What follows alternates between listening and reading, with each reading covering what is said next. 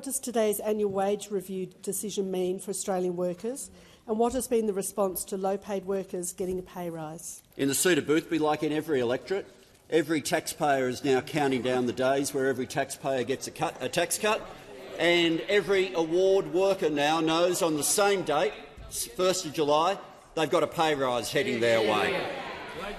3.75% increase, which means once again we have an annual wage review that is making sure that people are keeping in front of inflation. This means when you add up, and remember the annual wage review was one of the great controversies during the election campaign, when the Leader of the Opposition, as he then was, now the Prime Minister of Australia, said, looking for the dollar coin, where he said that we were committed to making sure that low-paid workers didn't go backwards. Those opposite described it as a dangerous policy for Australians.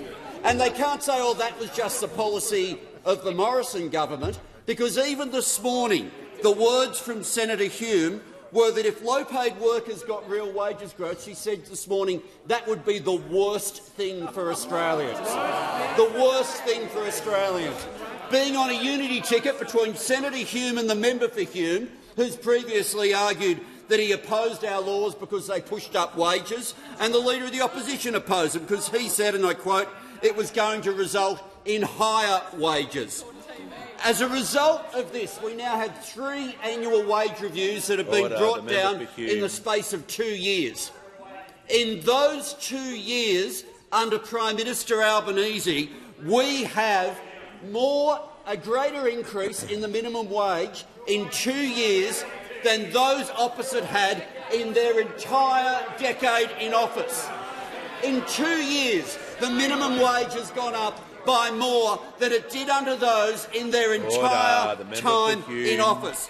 For full-time workers, the combination of the pay rise and the tax cuts means retail workers are about to have $102 a week extra in their bank account.